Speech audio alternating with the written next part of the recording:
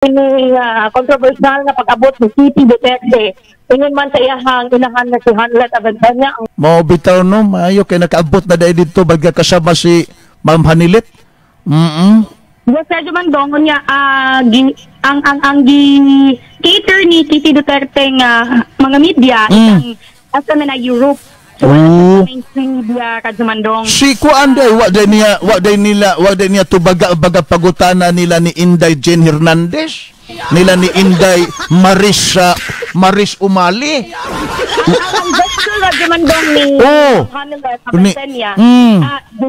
Giduol si Kitty sa reporter sa babae. Sa naka-schedule ka ba ngayon? Giduol ni Hanelet, gikuhit niya. Unya mo ka strictly apan gipugnan kani ni Ma'am Hanilet.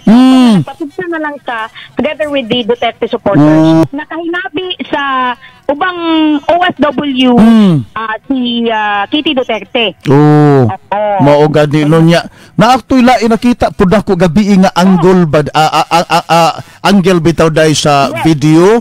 Unya si Ma'am Hanilet ba unya si Kitty pud di gud sila mo atubang dai sa mga membro sa mainstream media.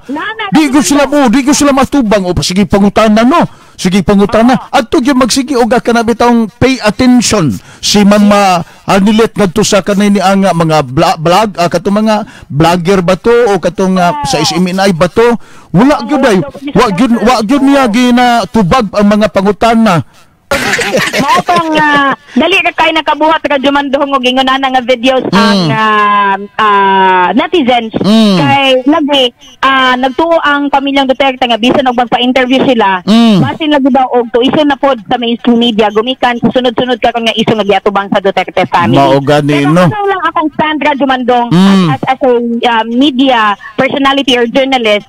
Trabaho man gud nato na no na magkuha og impormasyon og ginasulayan gyud nato nga makuhaan kung unsa pud ang ilahang mensahe o ilang statement ngayon sa sitwasyon sa kining giatubang sa usa ka tawo nga di ba ana man gyud na kuha taglay nga mga anggulo ba so hindi ko sa journalist dito para sa ako nga dili maka-interview kay usaw na ko pagkuha og kanang eksakto nga impormasyon nga mahatag nato dinha sa ere din sa radyo ngon ba social media.